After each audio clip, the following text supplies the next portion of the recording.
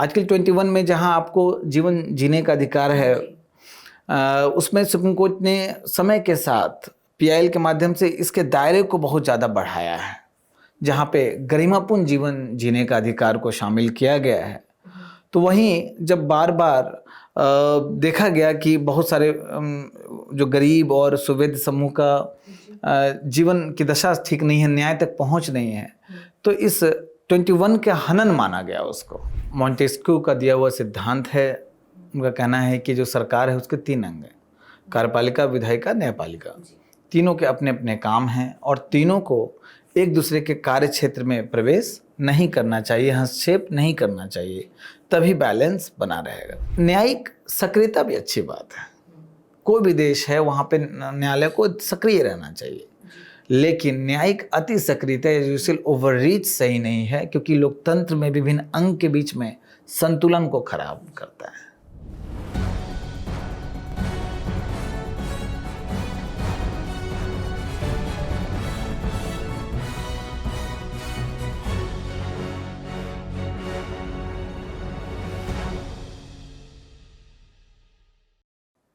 नमस्कार दर्शकों, vision IAS संवाद के इस नए एपिसोड में आपका स्वागत है और आपके साथ मैं हूं पूजा पांचाल।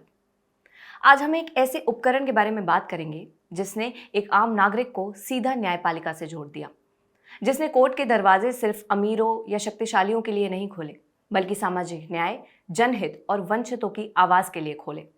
हम बात कर रहे हैं पब्लिक इंटरेस्ट लिटिगेशन की। आज के इस एपिसोड में हम बात करेंगे कि इसकी शुरुआत कैसे हुई, इसका कानूनी ढांचा क्या है और क्यों आज इसके दुरुपयोग की आशंकाएं चर्चा में हैं। तो चलिए हमारे सारे सवालों के जवाब जानेंगे हमारी एक्सपर्ट फैकल्टी इंद्रजीत सर से। सर, आपका संवाद में बहुत बहुत स्वागत है। थैंक यू पूजा।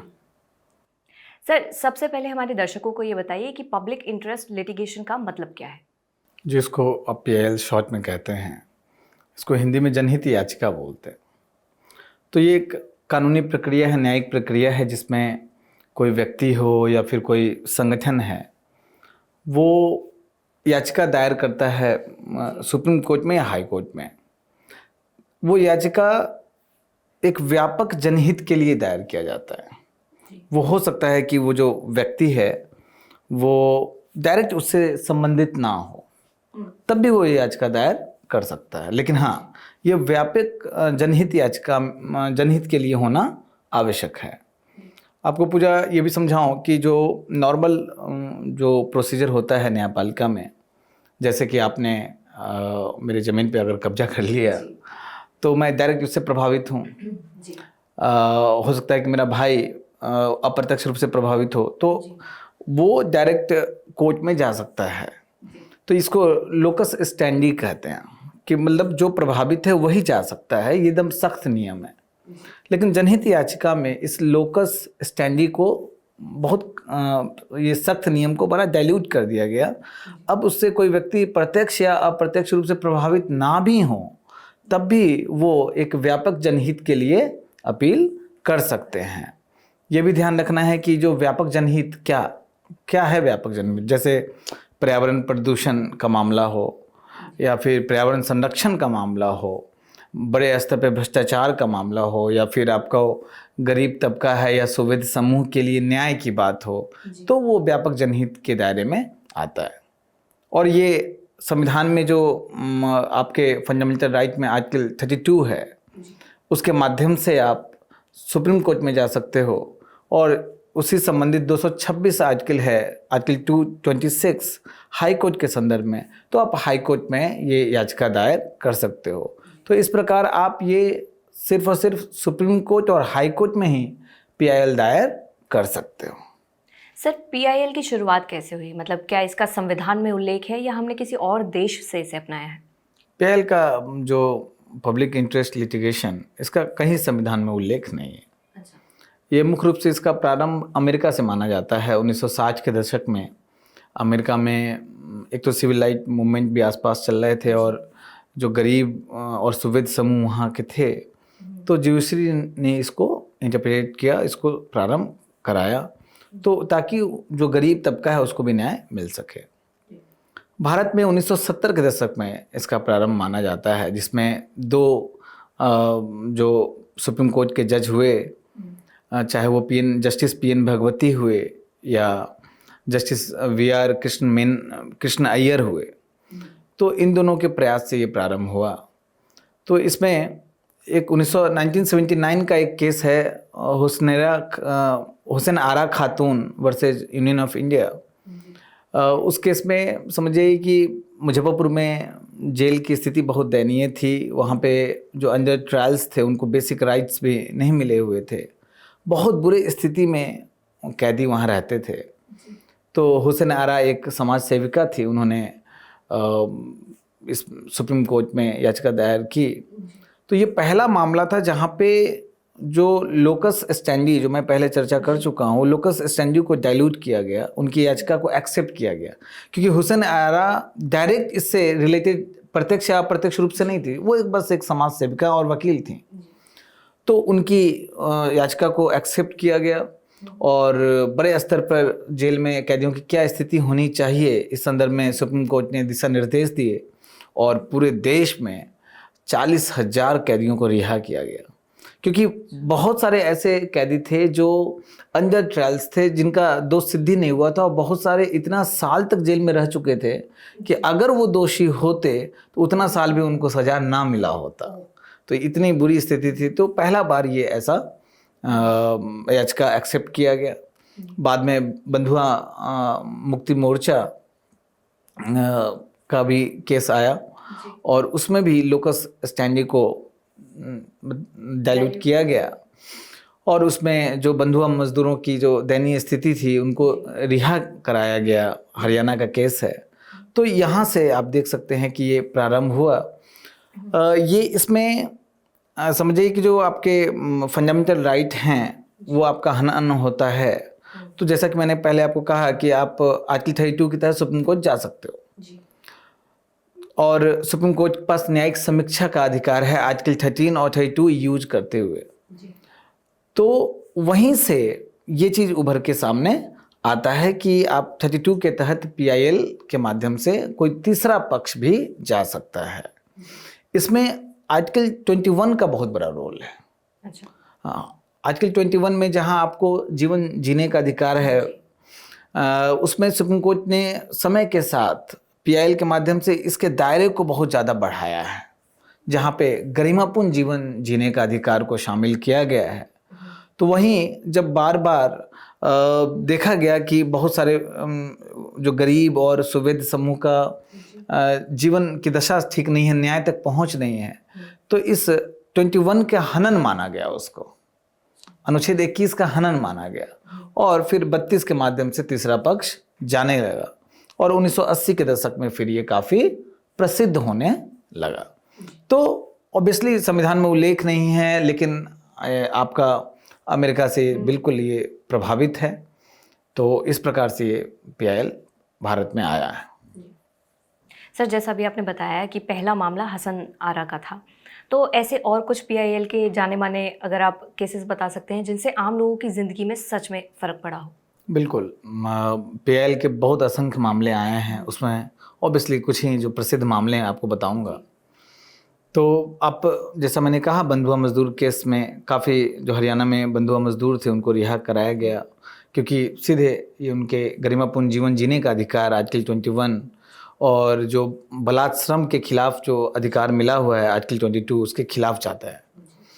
इसके अलावा MC मेहता केस पर्यावरण के संबंध में पहला PIL था। MC मेहता केस 1987 का है और आपको बता दूं, हम लोग दिल्ली में रह रहे हैं और जितने बस आपको CNG दिखते हैं, जितने आपको पब्लिक ट्रांसपोर्ट CNG देखते हैं, उसी केस से उभर के सामने आता है। उसमें माननीय सर्वोच्च न्यायालय ने आदेश दिया प्रदूषण के नियंत्रण के लिए कि जितने जो सार्वजनिक परिवहन है उसको पेट्रोल डीजल से कन्वर्ट करके CNG में लाया जाए। तो कितना बहुत बड़ा मामला है। उसके अलावा विशाखा जजमेंट बहुत फेमस है। Vishakha judgement, Vishakha versus Union of India 1997 का केस है। इसमें कार्यस्थल पे महिलाओं का यौन उत्पीड़न के संबंध में ये केस है। उसके पहले कोई कानून नहीं था कि, और जो कार्यस्थल पे महिला का यौन उत्पीड़न की जो व्यापकता है भारत में, जिस कारण से महिला कार्यस्थल पे जाने में या सार्वजनिक जगह में जाने में बहुत डरती है, जो असुरक्षा का भाव है, तो महिलाओं का भारत में लेबर फोर्स पार्टिसिपेशन रेशियो बहुत कम है। इस कारण से भारत की एक तरह से आर्थिक विकास की गति कम है। तो इस चीज़ को विशाखा केस में हैंडल किया गया और माननीय सर्वोच्च न्यायालय ने व्यापक दिशा निर्देश दिए कि कार्यस्थल पर उनको कैसे सुरक्षित किया जाए। साथ में जो यौन उत्पीड़न है, ये सिर्फ टच करने से ही नहीं होता है, वो मौखिक भी हो सकता है, वो इशारे से के माध्यम से भी हो सकता है, वो मैसेज लिख के भी हो सकता है। तो इस सारी चीज़ को यहाँ पे शामिल किया गया और इसी से प्रभावित होकर 2013 में भारतीय संसद ने कानून बनाया, prevention of sexual harassment at work place. इसको पॉश अधिनियम भी हम लोग कहते हैं। इसमें आगे बहुत फेमस केस है पुट्टास्वामी केस 2017 का, जो निजता के संबंध में है। आर्टिकल 21 जो जीवन जीने का अधिकार है, गरिमापूर्ण जीवन जीने का अधिकार है, उसमें निजता का अधिकार भी शामिल किया गया। ये छोटा मोटा मामला नहीं था। आज जब डिजिटल दुनिया में हमारा डेटा का दुरुपयोग हो रहा है और होने का चांस है, वहाँ निजता का अधिकार, अब तो प्राइवेसी प्रिविलेज हो गया है। तो भारत में इसके संबंध में कोई कानून नहीं था। तो पहली बार पुट्टास्वामी केस में इसको टैकल किया गया, पीआईएल के माध्यम से आया था और उसमें एक्सेप्ट किया गया कि जो राइट टू प्राइवेसी है, राइट टू लाइफ का पार्ट है। तो ये लैंडमार्क जजमेंट माना जाता है और इसी जजमेंट से प्रभावित होकर आगे आपका नवजीत सिंह जौहर केस है 2018 का, वो भी पीआईएल के माध्यम से आया था। उसमें जो समलैंगिक व्यक्तियों के अधिकार, उनका जो क्रिमिनलाइजेशन था, अब आईपीसी में धारा 370 में उसको खारिज किया गया और जो समलैंगिकता को जो पहले क्रिमिनलाइज था उसको डीक्रिमिनलाइज किया गया।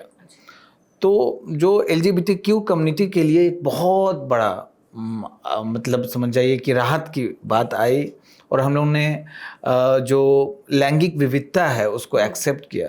तो इसका भी लिंक है, वो जब राइट टू प्राइवेसी आया तब ये नवजीत सिंह जौहर केस 2018 में आया है। तो इस प्रकार से आप देख सकती हैं कि समाज के विभिन्न वर्ग, जितने सुविध वर्ग हैं, चाहे वो ट्रांसजेंडर हो, गरीब हो, महिला हो, सभी वर्ग के लिए पीआईएल आया है और सभी वर्ग में माननीय न्यायपालिका ने बहुत अच्छे निर्णय दिए हैं, उनको राइट्स मिले हैं, सामाजिक न्याय सुनिश्चित हुआ है। इसी संदर्भ में भारत के बड़े ज्यूरिस्ट हुए, न्यायविद हुए फलियस नरीमन, उन्होंने कहा है कि पीआईएल ने न्यायपालिका को मोरल कॉम्पास बना दिया है, क्योंकि न्यायपालिका ने न्यायिक जो सामाजिक न्याय सुनिश्चित तो किया ही पीआईएल के माध्यम से। और आप देखिए आर्टिकल 21 का दायरा गरिमापूर्ण जीवन जीने के दायरे में बहुत कुछ शामिल कर दिया है, जिसमें निजता का अधिकार हुआ या फिर राइट टू एजुकेशन हुआ, शिक्षा का अधिकार हुआ, या फिर स्वच्छ पर्यावरण का अधिकार है, या फिर स्वास्थ्य का अधिकार है। हर चीज़ इसमें शामिल है जो एक डिग्निफाइड लाइफ जीने के लिए आवश्यक है। सर, अक्सर ये कहा जाता है कि पीआईएल के जरिए कोर्ट सरकार के कामों में दखल देने लगती है, जिसे जुडिशियल एक्टिविज्म कहा जाता है। तो क्या ये संविधान द्वारा बनाई गई सीमाओं और सेपरेशन ऑफ पावर के सिद्धांत के खिलाफ है? पूजा, पहले हम लोग सेपरेशन पावर को समझे, जो शक्ति का पृथक्करण जिसको कहते हैं। मॉन्टेस्क्यू का दिया हुआ सिद्धांत है, उनका कहना है कि जो सरकार है उसके 3 अंग हैं, कार्यपालिका, विधायिका, न्यायपालिका। तीनों के अपने अपने काम हैं और तीनों को एक दूसरे के कार्य क्षेत्र में प्रवेश नहीं करना चाहिए, हस्तक्षेप नहीं करना चाहिए, तभी बैलेंस बना रहेगा। तो मतलब तीनों के अपने अपने काम है, ये शक्ति का पृथक्करण सिद्धांत है। मैं आपको बता दूं कि भारतीय संविधान में सेपरेशन ऑफ पावर शब्द कहीं यूज नहीं हुआ है, कहीं इसका उल्लेख नहीं है और स्पष्ट रूप से ये अप्रत्यक्ष रूप से भी नहीं दिया गया। बस जो भारतीय संविधान का भाग 4 है, भाग 4 है, उसमें डीपीएसपी है और डीपीएसपी में आर्टिकल 50 में बताया गया है कि न्यायपालिका को कार्यपालिका से स्वतंत्र रखा जाएगा। ये निर्देश दिया गया है राज्यों को। तो न्यायपालिका का कार्यपालिका से स्वतंत्रता की बात है। उसके अलावा अप्रत्यक्ष रूप से ही सही, आर्टिकल 121 हो, उसमें भी स्वतंत्रता की बात है, लेकिन स्पष्ट रूप से तीनों अंग के स्वतंत्रता की बात नहीं है। दूसरी बात कि जो आपका भाग 3 में आर्टिकल 13 और आर्टिकल 32 के तहत इंटरप्रिटेशन आता है न्यायिक समीक्षा का, जुडिशियल रिव्यू का, ऐसा कोई भी कानून या कोई भी कार्यपालिका का आदेश जो फंडामेंटल राइट को वायलेट कर रहा है, तो आर्टिकल 32 के तहत उसको आप सर्वोच्च न्यायालय में चुनौती दे सकते हो। तो वही सर्वोच्च न्यायालय जब उसकी समीक्षा करेगा उस आदेश की, उस कानून की, तो उसी को न्यायिक समीक्षा कहते हैं। तो न्यायिक समीक्षा आप देखिएगा, शब्द फिर से नहीं लिखा हुआ है कहीं, लेकिन इंटरप्रिटेशन से सीधे आ रहा है, निकल के आ रहा है। तो न्यायपालिका का पक्ष है इसमें कि जब कार्यपालिका और विधायिका निष्क्रिय रहती है, उसको जो जनता को तक सेवा पहुंचाना है वो नहीं पहुंचा पाती है, बड़े स्तर पे भ्रष्टाचार जब व्याप्त हो, बहुत बड़े स्तर पे कुछ गलत हो रहा है, तो न्यायपालिका न्यायिक समीक्षा कर सकती है। तो जब आप काम अपना नहीं करेंगे तो क्या हो, गरीब लोग कहाँ जाएं, तो फिर न्यायपालिका हस्तक्षेप कर सकती है, तो न्यायिक समीक्षा में वो आ सकता है। जैसे कि विशाखा जजमेंट आप देख रही हैं, कार्यस्थल पे यौन उत्पीड़न के संबंध में कोई कानून नहीं बना था। बहुत बार कार्यपालिका या फिर विधायिका चाह के भी कुछ कानून नहीं बना पाती है, कुछ पॉलिटिकल कंपल्सन्स होते हैं। जैसे कि आपको LGBTQ कम्युनिटी के संबंध में जब व्यापक स्तर पे उसका विरोध होता है आम जनता में, लेकिन न्यायपालिका को चूंकि जनता के प्रति डायरेक्ट जवाबदेहिता नहीं है, तो वो कर सकता है, दिशा निर्देश दे सकता है, तो वहाँ भी उसका रोल आ जाता है। तो इसको हम लोग न्यायिक सक्रियता कहते हैं कि जब किसी वर्ग, सुवेद वर्ग को तक सेवा या फिर न्याय नहीं पहुंच रहा है, या फिर कार्यपालिका विधायिका अगर सोई हुई है, तो न्यायपालिका उनको न्याय तक पहुंच सुनिश्चित करता है, तो न्यायिक सक्रियता इसको कहते हैं। यहाँ तक तो कोई दिक्कत नहीं है, लेकिन दिक्कत आता है कि इसका अगला एक कदम, पहले हमने न्यायिक समीक्षा समझा, अब न्यायिक सक्रियता समझ लिया, जिसको जुडिशियल एक्टिविज्म आपने कहा है। अब इसका अगला कदम आता है जुडिशियल ओवररीच, न्यायिक अतिरेक या न्यायिक अति सक्रियता, जिसमें न्यायपालिका कार्यपालिका और विधायिका के क्षेत्र में सिर्फ हस्तक्षेप ही नहीं करता है, बिल्कुल उसके क्षेत्र में प्रवेश कर जाता है। ये बहुत फाइन लाइन है, जुडिशियल एक्टिविज्म और ओवररीच के बीच में बहुत फाइन लाइन है। कब आप जुडिशियल एक्टिविज्म से जुडिशियल ओवररीच में प्रवेश कर जाते हो, ये बहुत बार न्यायपालिका को भी समझ में नहीं आता है, उससे भी गलतियां होती है। मैं एग्जाम्पल के माध्यम से आपको बताता हूँ। 2012 में 2G spectrum case, 2G spectrum में बड़े स्तर पे करप्शन का मामला आया, नीलामी में करप्शन का मामला आया, तो ये PIL के माध्यम से सुप्रीम कोर्ट में केस पहुंचा।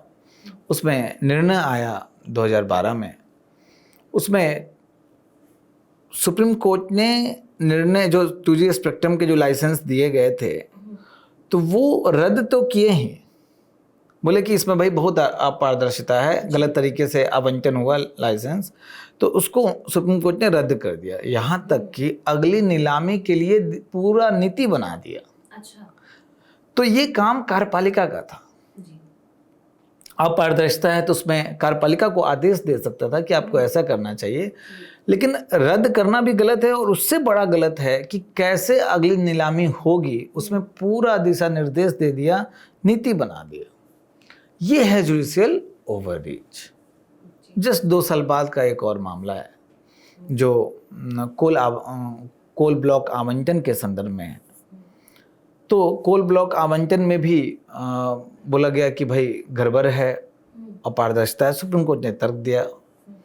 और 1990 से जो जिस तरीके से कोल ब्लॉक आवंटन चल रहे थे, तो सैकड़ों कोल ब्लॉक्स के आवंटन को रद्द कर दिया एक साथ, और उसमें भी रद्द करने के साथ फिर से नीति निर्माण किया कि आपको इस प्रकार से आवंटन करनी चाहिए, जो पूरी तरीके से विधायिका और कार्यपालिका का काम है। मैंने पहले आपको एक केस में MC मेहता केस का उल्लेख किया था, जिसमें पब्लिक ट्रांसपोर्ट में CNG लगाने की बात की गई थी। सुनने में तो अच्छा लगता है, लेकिन उस पर बहुत आलोचना हुआ, क्योंकि सर्वोच्च न्यायालय ने क्या किया कि उसमें पर्यावरण के संबंध में तो अच्छा लगता है कि नहीं, अच्छी बात है जब सरकार ध्यान नहीं दे पा रही है, लेकिन ये कहना कि एक साथ सारा, ये समय सीमा निर्धारित कर दिया गया कि इतने साल में एक साथ सारा पब्लिक ट्रांसपोर्ट आपको शिफ्ट कर देना है सीएनजी पे। तो एक तो सर्वोच्च न्यायालय की उसमें विशेषज्ञता है नहीं पर्यावरण के संबंध में, दूसरा कि ये प्रशासन समझेगा, कार्यपालिका समझेगा कि उसके पास कितना बजट है और कितना जल्दी कर सकता है। तो इस प्रकार का नीति निर्माण करना, इस प्रकार का निर्देश देना बिल्कुल जुडिशियल ओवर रीच है। यहाँ तक कि एक मामला है, उसमें भी कैदियों की रिहाई का मामला था। कैदियों के जो स्थिति थी वो अच्छी नहीं थी जेल में, तो सुप्रीम कोर्ट के न्यायाधीश जेल के अंदर चले गए निरीक्षण करने के लिए, जो उनका काम नहीं है। तो ये सब जुडिशियल ओवर रीच है। तो इसी सब का आलोचना करते हुए एक उपेंद्र बख्शी बड़े राजनीतिक विशेषज्ञ हुए, उन्होंने कहा कि पीआईएल ने सामाजिक आर्थिक न्याय सुनिश्चित करने में क्रांति ला दी है, लेकिन इसके दुरुपयोग ने, खासकर न्यायिक अति सक्रियता ने न्यायपालिका को गवर्नेंस का एक इंस्टीट्यूशन बना दिया है। वो गवर्नेंस का इंस्टीट्यूशन कार्यपालिका है, विधायिका है, न्यायपालिका नहीं है। ये लोकतंत्र में जवाबदेहिता को कम करता है, क्योंकि न्यायपालिका जनता के प्रति तो जवाबदेह है नहीं, वो विधायिका और कार्यपालिका है। उसे चुनाव जीत के आना है दोबारा, तो सीधे विधायिका कार्यपालिका कहेगा कि न्यायपालिका ये काम कर रहा है, मैं क्या करूं। तो जनता के प्रति जवाबदेहिता कम हो जाती है।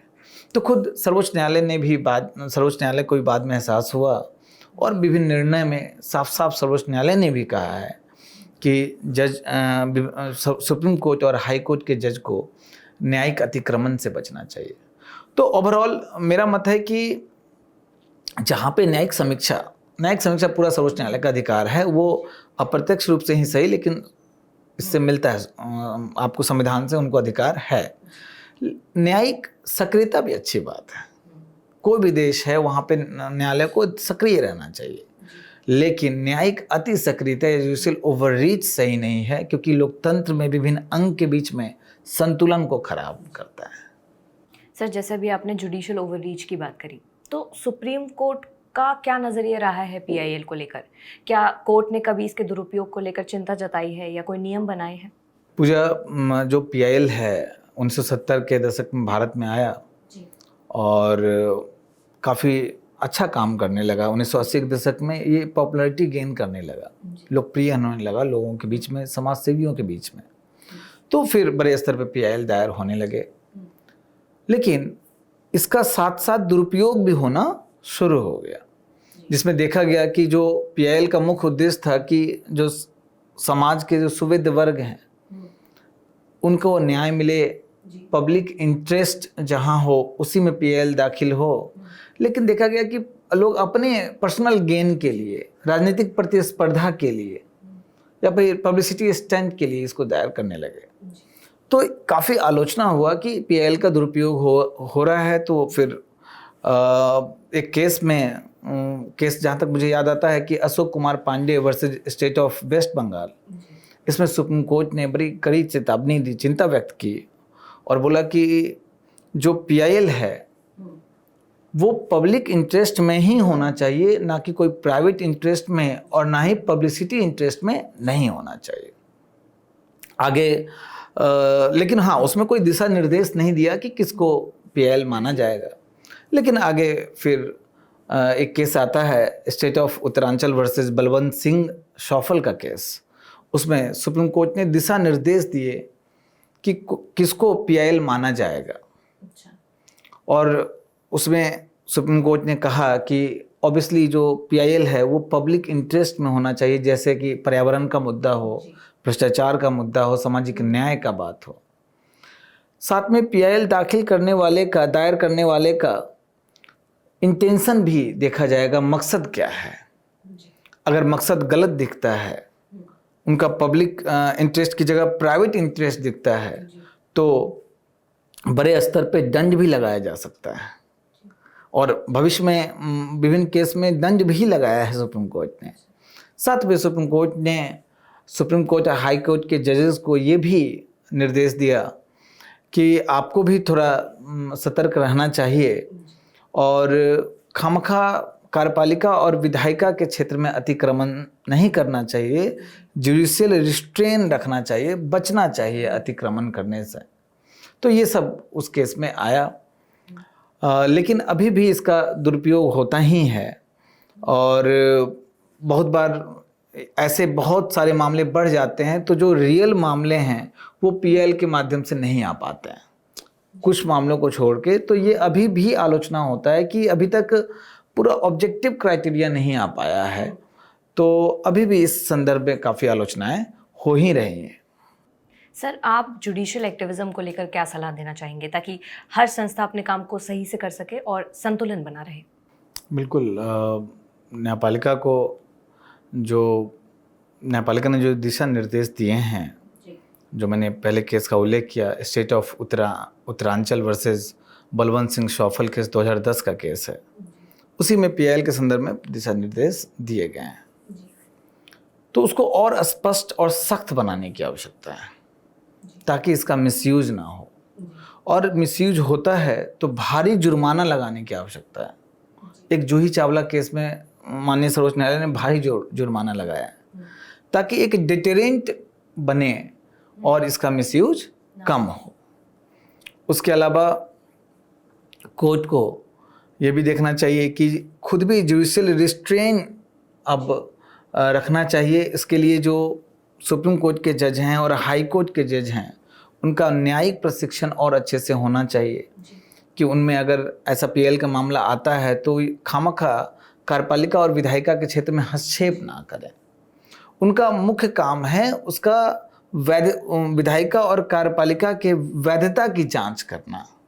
यही जुडिशियल रिव्यू कहलाता है। वैधता की जांच कीजिए, उनके क्षेत्र में प्रवेश करके काम मत कीजिए।